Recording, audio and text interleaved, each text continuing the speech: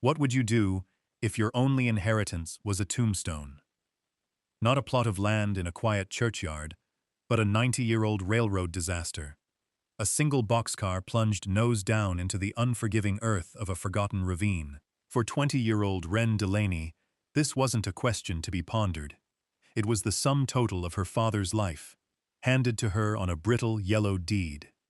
The people of Copper Gulch had called the wreck the Iron Needle, for as long as anyone could remember, a rusted monument to failure, stitched into the desolate landscape. But the truth, waiting inside that steel shell, a truth sealed away from the world for nearly a century, was about to unravel everything they thought they knew about the land, about failure, and about the quiet girl they had already written off as lost.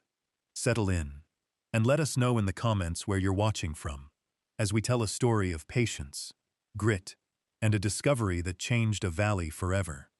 Wren Delaney stepped off the morning stage into the familiar dust of Copper Gulch, a dust that seemed to hold the memory of every hope that had ever dried up and blown away within its borders. She carried a single carpet bag containing 3 dresses, her father's shaving razor, and a hollowness that felt heavier than any luggage. The funeral had been 2 days prior, a sparse affair, attended by a handful of his old railroad crew and the town preacher, who spoke of her father, Thomas Delaney, in vague, kind terms that did nothing to fill the shape of the man he'd been. A man of quiet disappointments, of projects that never quite panned out, of a spirit worn smooth by the relentless friction of a hard life. The town's gaze felt like a physical weight. They looked at her with a pity so thick it was nearly contempt, seeing in her the final, lonely chapter of the Delaney family's slow decline. She was the last of her line, and she had inherited nothing but the dust on her boots. That evening, a knock came at the door of the small room she'd taken above the mercantile. It was Jedediah Stone, his face a roadmap of wrinkles carved by sun and time, his hands thick and calloused, from a lifetime working the rails alongside her father. He held his hat in his hands, a gesture of respect that made the ache in Wren's chest tighten. He didn't offer platitudes or condolences. Instead, he handed her a folded document, its creases as deep as his own. "He filed this last month," Jed said, his voice a low rumble. "Paid the back taxes on it. Said it was the only thing he had left that was truly his. Wanted to make sure you got it." Wren unfolded the paper under the low light of a kerosene lamp. It was a deed, not to the small mortgaged house the bank had already claimed, nor to any parcel of land with timber or grazing rights. The legal description was stark, almost poetic in its desolation.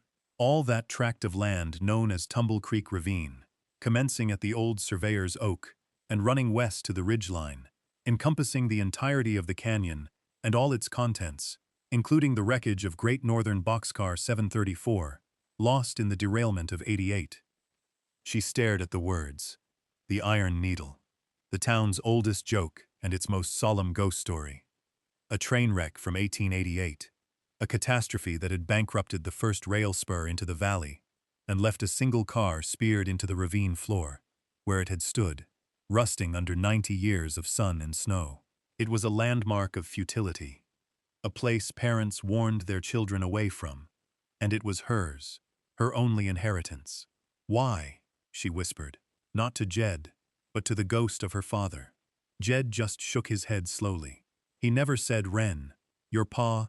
He saw things different, always did. He placed a heavy hand on her shoulder for a moment, a silent acknowledgement of their shared loss, and then he was gone, leaving her alone with the lamplight, the deed, and the deed to a grave. The paper felt impossibly heavy, the final testament of a man who had spent his life chasing whispers and was leaving his only child a monument to a shout of failure. A cold wind rattled the window pane, and outside, the town of Copper Gulch settled into a quiet, judgmental sleep, certain it knew exactly how this story would end. The next morning, Wren walked to the county clerk's office, the deed held tight in her hand. The air inside was stale with the scent of old paper and sealing wax. Mr. Abernathy, a man whose frame seemed to be shrinking into his clothes, peered at her over his spectacles as she laid the document on the counter. He read it once, then twice, his thin eyebrows climbing toward his hairline. "The Tumble Creek Ravine?" he asked, his voice a dry rustle. "Child, there's nothing there but rock, rattlers, and that old wreck. Thomas actually paid the taxes on this." The question hung in the air, thick with disbelief. Before Wren could answer, a louder voice boomed from the doorway. "He's not the first fool to own it, and it seems he won't be the last." Silas Blackwood filled the doorway, a man built of broad shoulders and loud opinions. He was the town's foremost land agent, a buyer of distressed properties, and a connoisseur of other people's misfortunes. He strode in, his polished boots loud on the floorboards, and glanced at the deed with a dismissive smirk. "The Iron Needle. Good Lord. My condolences on your father, miss. But it seems his poor judgment was a condition that ran right to the end." He turned to Abernathy, waving a hand, as if clearing away a bad smell. "The land's worthless. The water rights belong to the ridge. The timber was logged out 50 years ago, and the car itself is so brittle, it turned to dust if you tried to salvage it for scrap. It's the Gulch's tombstone, nothing more." Wren felt a flare of heat in her cheeks, but she held her tongue, just as her father had always done, in the face of mockery. She pushed the deed forward an inch. "I'm here to file the transfer," she said, her voice quiet but firm. Blackwood laughed, a short, barking sound. "File away, frame it. Hang it on your wall as a reminder that sentiment is the most expensive luxury a person can own." He tipped his hat with mocking formality and left, his laughter echoing in the dusty office. Mr. Abernathy sighed, stamped the deed with a heavy thud, and recorded the transfer in his ledger. Wren Delaney was now the official owner of a ghost. Later that day, she walked to the Overlook, a place she hadn't visited since she was a small girl clutching her father's hand. The wind was sharp, carrying the scent of pine and dry earth. Below, the ravine split the landscape like a wound, and there it was, the Iron Needle. It stood canted at an impossible angle, its rusted red steel a stark slash of color against the gray rock. It was plunged deep into the earth, its top half exposed to the sky, looking for all the world like a colossal, abandoned tool. It was bigger and more desolate than she remembered. It didn't look like an inheritance. It looked like an ending. She stood there for a long time, the wind whipping strands of hair across her face, the silence of the place pressing in on her. What secret could a place like this possibly hold? Why would her father pour his last dollars into owning this specific piece of failure? And what was she, with nothing left to her name, supposed to do with it now? Let us know in the comments what you think her father's motive was, and don't forget to subscribe for the rest of Wren's incredible story. For now, all she knew was the cold wind and the long shadow the wreck cast over the valley, a shadow that now belonged entirely to her. The whispers in town started before she even bought her first length of rope. They were a low current in the general store, a sudden silence in the saloon when she passed by the swinging doors. "Delaney's girl," they'd murmur, "gone and lost her senses. Grieving, poor thing." They saw her buying heavy canvas, a new head for a pickaxe, and tin plates, and they shook their heads, mistaking quiet determination for a fool's errand. The storekeeper, a kindly man named Elias, hesitated as he measured out 50 feet of thick hemp rope. "Wren," he said, his voice gentle, "there's nothing down there. We all know the story. The scavengers picked that car clean the week after it crashed. Took the mail, the luggage, anything of value. Left the heavy freight because it was busted open and worthless. It's just a shell." She met his gaze, her own steady. "My father left it to me, Elias. I mean to see it up close." He said no more, simply took her money with a sad, paternal sigh, the transaction feeling more like an indulgence than a sale. That afternoon, as she was loading her supplies onto the back of Dust, her father's old mule, a figure detached itself from the shadows of the livery stable. It was Elara Vance, a woman so old her face seemed made of the same cracked, dry earth as the Gulch itself. She was the town's memory, the last living person who claimed to remember the sound of the crash echoing through the valley as a child. She moved slowly, her hand resting on a gnarled cottonwood cane. She stopped beside Wren and reached out a hand that was little more than bird bones and parchment skin, placing it on Wren's forearm. Her touch was surprisingly firm. Her eyes, clouded with age, seemed to look straight through Wren. "They all look at the rust," the old woman rasped, her voice like stones grinding together. "They forget about the roots." She squeezed Wren's arm once, a brief, emphatic pressure. "Some things don't fall," she said, her voice dropping to a near whisper. "They wait," and then she was gone, shuffling back into the shadows, leaving Wren with a chill that had nothing to do with the afternoon breeze. The encounter was still unsettling her when Silas Blackwood found her near the edge of town. He reined in his handsome bay horse, looking down at her and the laden mule with an expression of profound pity. "Miss Delaney," he began, his tone dripping with condescension, "this has gone far enough. The whole town is talking. It's unseemly." He reached into his coat pocket and pulled out a small clutch of bills. "Here, $20. For the deed. It's more than anyone in their right mind would pay, but I'll consider it a charitable donation to your father's memory. Take the money, get on the next stage, and go start a life somewhere else. There's nothing for you here but a bad memory." The offer was a public humiliation, delivered on the main track out of town for all to see. Wren looked from the money in his hand to his smug, assured face. She thought of her father's quiet persistence, of the way he'd absorbed a lifetime of similar dismissals. She thought of Alara Vance's strange, cryptic words. She said nothing. She simply shook her head, a small, resolute gesture. She took hold of Dust's lead rope and clicked her tongue, urging the old mule forward. She walked past Blackwood and his horse, leaving him sitting there with his charity outstretched and his mouth agape. Her silence was a louder refusal than any shout could have been. She didn't look back. Ahead of her lay the trail to Tumble Creek Ravine, and behind her, a town that had already buried her. The weight of their judgment was heavy, but the pull of the unknown, of her father's final, inexplicable act, was stronger. The journey to the ravine took the better part of a day. The trail was little more than a game path, overgrown and forgotten, winding its way up into the rocky, arid hills that formed the western wall of the valley. Wren led Dust, the mule's hooves sure and steady on the uneven ground. The animal was old, gray in the muzzle, and as quietly stubborn as she was. He had been her father's constant companion, a silent witness to his solitary wanderings. Now he was hers.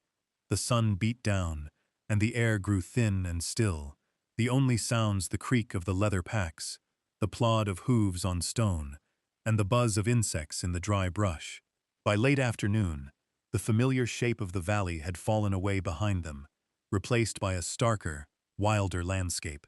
The trees grew stunted and twisted, clinging to the rock. The silence here was different from the silence of the town. It was older, deeper, a silence that listened.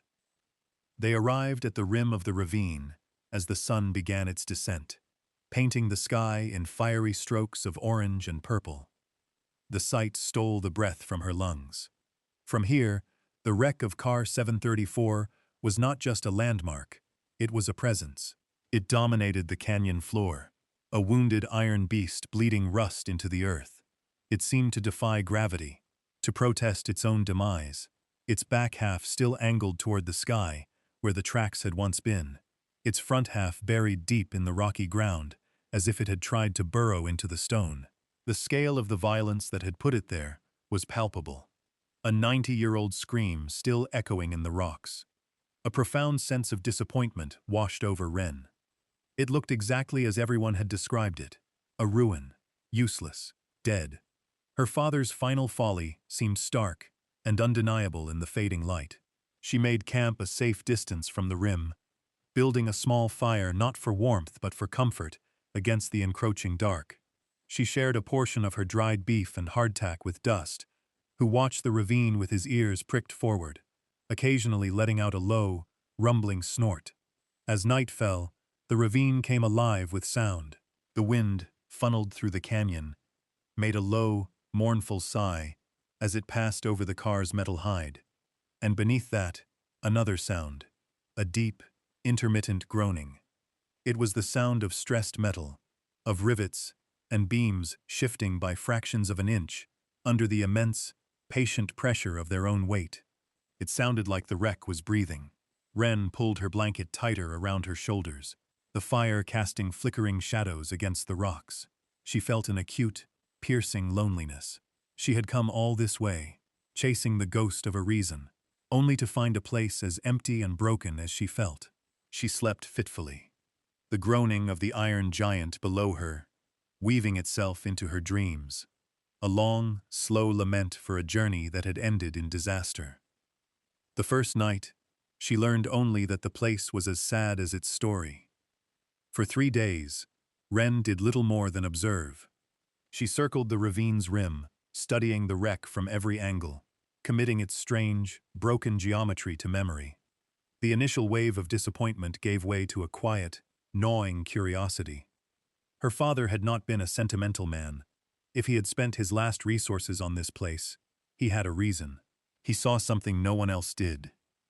On the 4th morning, she decided she could learn no more from a distance. She left Dust tethered in a patch of shade and began her descent, the coil of rope slung over her shoulder. The sides of the ravine were steep, a treacherous scree of loose rock and thorny brush. She moved slowly, testing each handhold and foothold, the silence broken by the skittering of dislodged pebbles.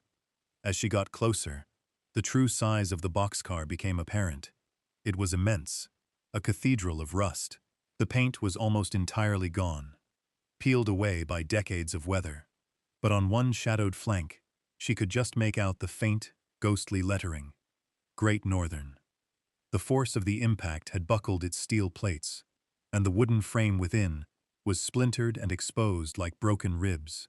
She finally reached the bottom and stood in the car's shadow, craning her neck to look up at its impossible angle. It was wedged tight into a deep fissure in the ravine floor, a crack in the bedrock itself. This was the first detail that didn't fit the town's story. They spoke of it as if it were resting on the ground. But it wasn't resting. It was pinned, impaled. She began the slow work of clearing the brush and debris that had accumulated around its base. It was mindless labor, but her hands needed to be busy. She worked for hours under the hot sun, her world shrinking to the scrape of her shovel and the snap of dry branches. It was during this work that the second anomaly appeared. As she pulled away a thick, gnarled mesquite bush, she startled a small gray fox. It darted out from a dark space, directly beneath the downward plunging nose of the car, a space that shouldn't have been there. It vanished into the rocks on the far side of the canyon. Wren paused, wiping sweat from her brow with the back of a dirty glove. She peered into the opening the fox had used. It was a narrow gap between the crumpled steel of the car's front and the hard granite of the fissure wall. An animal den, nothing more. And yet, her eyes traced the line of the boxcar's wall, moving upward from the strange little gap. There, about chest high and 10 feet from the main cargo door, was a set of markings. They were faint, hand-etched into the steel, their lines filled with the fine dust of 90 years. They were not railroad markings. She ran her fingers over them, tracing the shapes. It was a perfect, 8-pointed compass rose, no bigger than her palm, and beneath it, a series of numbers and letters, almost like a code, 44R 112L3. She stared at it, a prickle of unease running up her spine. It was deliberate. It was precise. It was a sign left by a thinking hand, a message that had waited patiently, under the sun and the stars, ignored by the scavengers and storytellers. It was the first clue that this was not just a wreck. It was a lockbox. The sound of the wind through the canyon seemed to change, shifting from a mournful sigh to a conspiratorial whisper. The markings became Wren's obsession. For days, she did nothing but try to decipher them. 44R 12L3. It felt like a combination, a sequence of turns. But for what? The main cargo doors were hopelessly jammed, their locking bars bent and rusted into a solid mass. She tried them against every bolt and rivet she could find, but nothing matched. The frustration mounted, a familiar echo of her father's own quiet, desperate puzzling over schematics and half-drawn plans. She felt close to him in that ravine, closer than she had in years. She took to working, letting her hands solve the problem her mind could not. The labor was a balm. She decided to clear the entire base of the car, to expose whatever foundation it rested upon. It was a monumental task. She used the pickaxe to break up compacted earth and fallen rock, then shoveled it away. Dust, the old mule, proved his worth. She rigged a simple pulley system to a sturdy outcrop of rock, and the mule patiently hauled baskets of debris up and away from the site. Days bled into a week, then two. Her hands, soft from a year spent away at a boarding school her father could ill afford, became calloused, then split, then healed into tough, capable leather. She learned the physics of the wreck, the way it groaned when the morning sun hit the steel, the points where its weight was most heavily settled. She was no longer just its owner. She was its student, its caretaker. It was during this relentless excavation, while clearing a deep deposit of mud and scree from beneath the very nose of the car, that her shovel struck something that wasn't rock. It was a sharp, metallic clang. Heart pounding, she dropped to her knees and began to dig with her hands. She clawed away the damp, heavy earth, revealing a flat, square plate of steel, different in texture from the rest of the car. It was set flush into what would have been the very bottom of the boxcar's front wall. In its center was a recessed wheel-like handle, and beside it, a complex-looking keyhole set within a circular dial. It was a secondary hatch, a safe. She scrambled back to her feet, her eyes darting from the hidden hatch up to the markings on the wall. A compass rose. R for right, L for left. The numbers. It was the combination. It wasn't for the main doors. It was for this secret compartment, protected for 90 years by the very earth that had caused the disaster. The genius of it was staggering. The crash itself had been the final turn of the key, burying the safe and sealing it from all but the most patient and determined search. A wave of adrenaline and understanding washed through her. This was what her father had seen. Not the wreck, but the secret it held. He must have found the markings, just as she had, and understood their promise. He just never had the time, or the strength, to finish the work.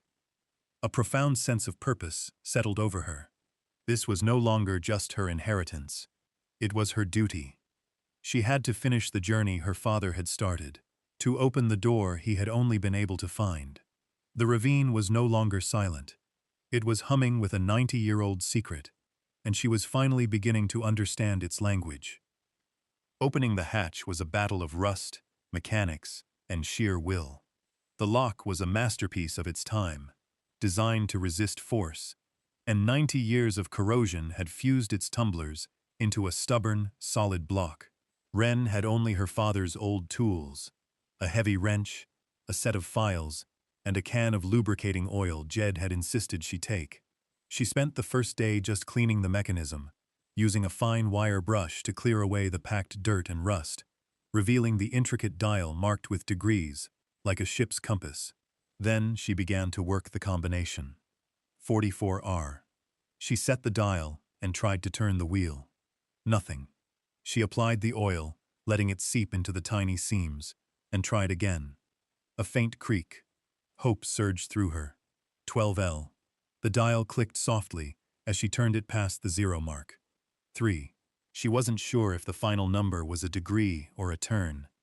She tried both. On the third full turn to the right, something deep within the mechanism gave way, with a heavy, grinding clunk. It echoed in the quiet of the ravine. She held her breath and put both hands on the wheel. She pulled.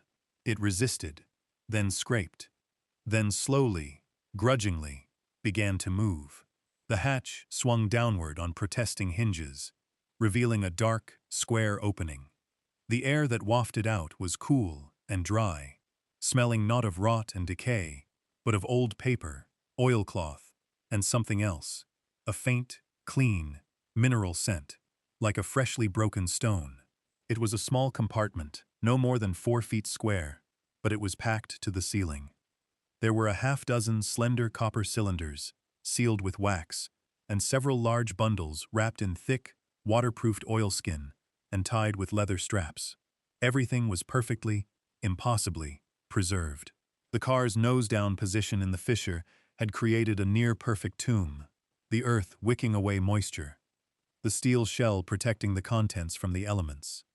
Carefully, reverently, she pulled one of the oilskin bundles out into the daylight. Her hands trembled as she untied the leather straps. Inside was a thick ledger, its leather cover still supple. She opened it. The pages were filled not with lists of cargo or shipping manifests, but with dense, elegant handwriting and exquisitely detailed drawings. They were geological cross-sections of the valley, sketches of rock strata, and chemical notations. She flipped through the pages, her heart hammering against her ribs. There were maps, unbelievably detailed maps of the entire Copper Gulch region, but they showed something that didn't exist on any other map.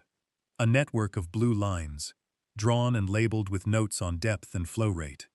They were underground rivers, aquifers, a vast, hidden water source flowing directly beneath the parched, drought-stricken valley. She grabbed one of the copper cylinders. It was heavy. After a struggle, she managed to pry off the wax-sealed lid.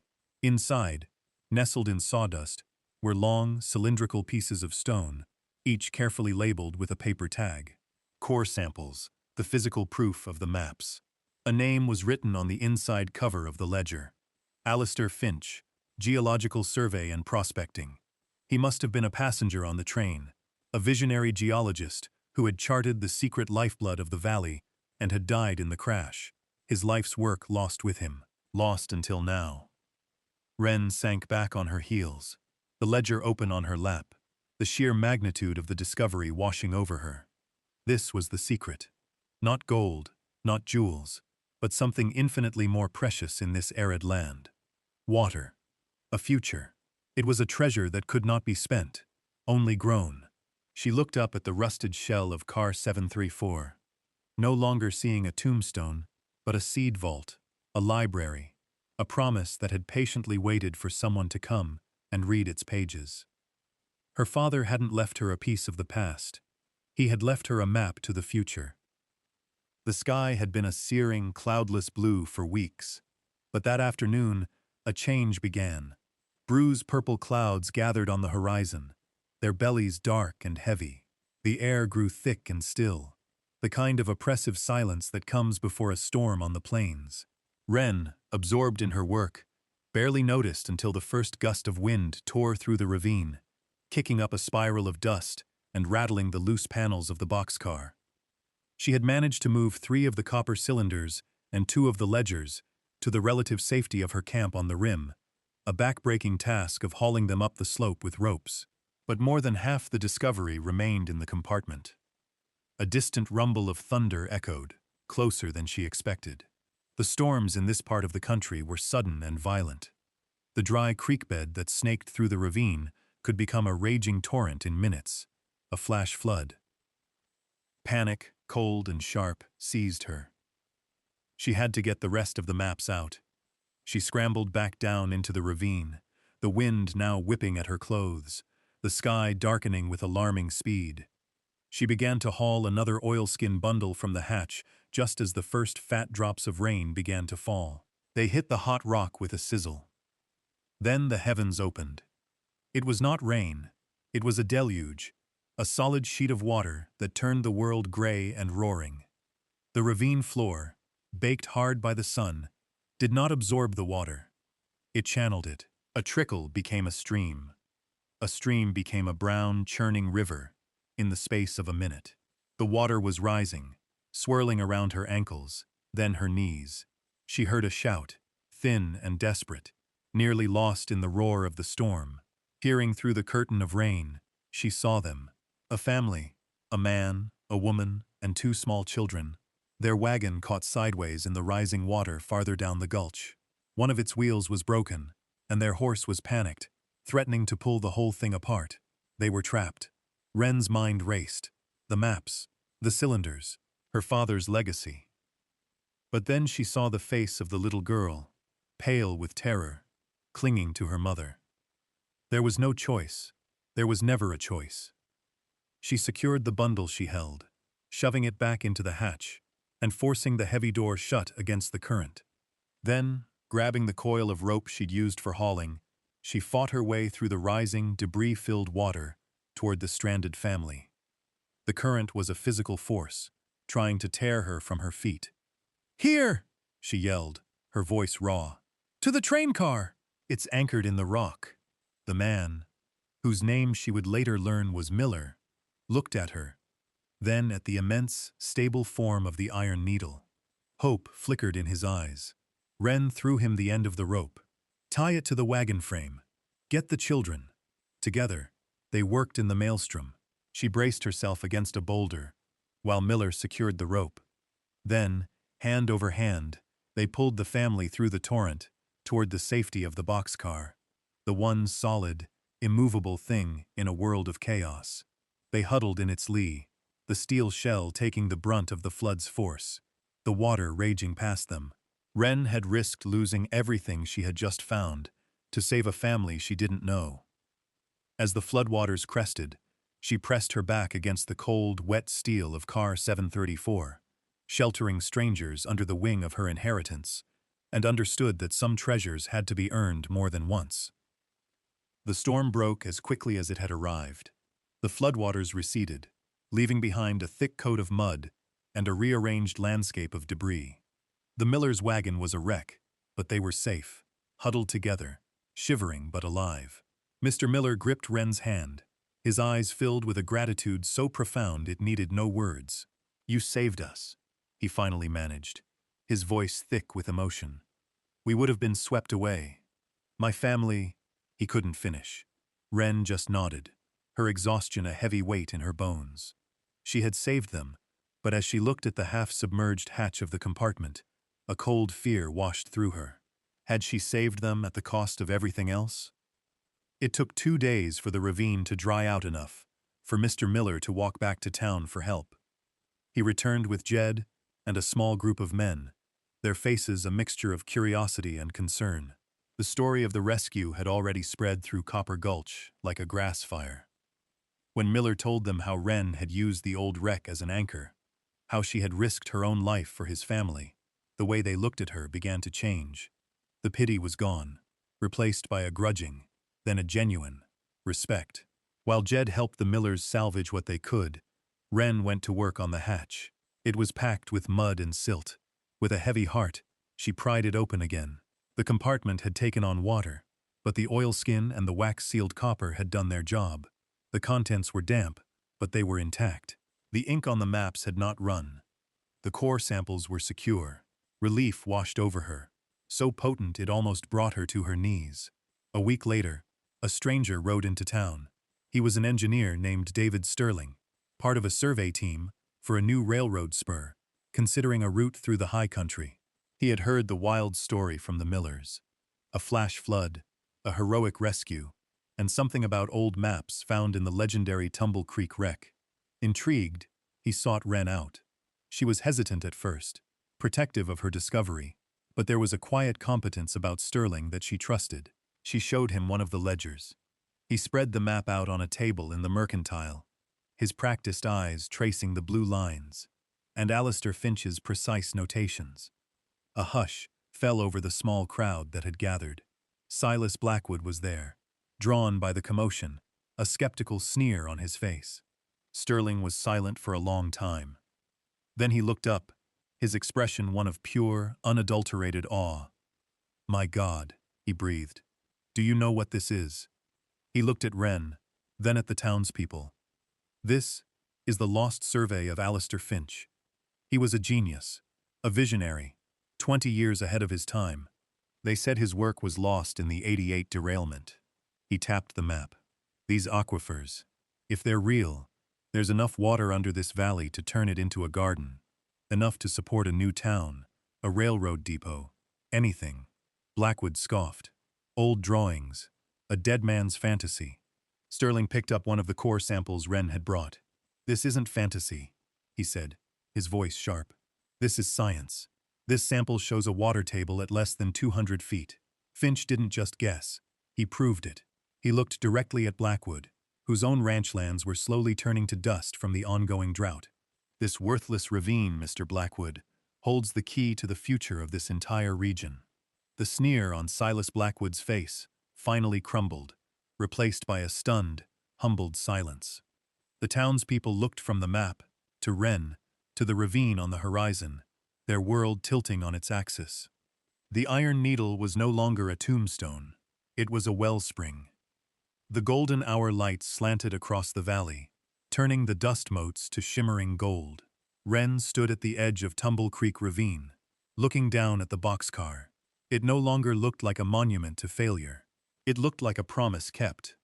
Below, a dozen people from Copper Gulch, including some who had once whispered about the Delaney girl's folly, were carefully, methodically, helping to transport the rest of Alistair Finch's legacy up from the ravine floor.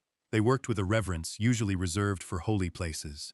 Jed came and stood beside her, the two of them watching the quiet, purposeful work in comfortable silence. Dust, the old mule, stood nearby, his ears flicking, a steadfast observer to the end. "They're talking about forming a water cooperative," Jed said, his voice low. "Talking about planting orchards in the South Quarter, where the soil is richest. Sterling is helping them draw up the plans. Even Blackwood offered to invest. Seems seeing the truth can make a man humble." He paused, then looked at Wren, his weathered face soft with an emotion she couldn't quite name. It was pride. "Your pa would have liked this," he murmured. "He always believed there was more to this land than what you could see on the surface. He never got to prove it." Wren thought of her father, of his calloused hands and his quiet, enduring hope. She thought of the deed, his last desperate purchase, the final act of a man who refused to believe in endings. He hadn't been able to unearth the secret himself, but he had done something just as important. He had saved the key. He had passed it on. He had trusted her to find the lock. She looked down at the great iron needle, stitched into the earth, and saw not a scar, but a suture, a thing that had joined the past to the future. Jed followed her gaze. "What do you suppose he was thinking, buying this place?" he asked softly. Wren drew a deep breath of the cool evening air, the scent of dust and distant rain filling her lungs. A quiet smile touched her lips. "He always said he had nothing to leave me," she said, her voice clear and steady in the evening calm.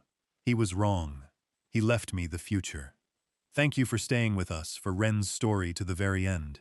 It's a powerful reminder that true value is often hidden beneath the surface, waiting for a little patience and a lot of heart.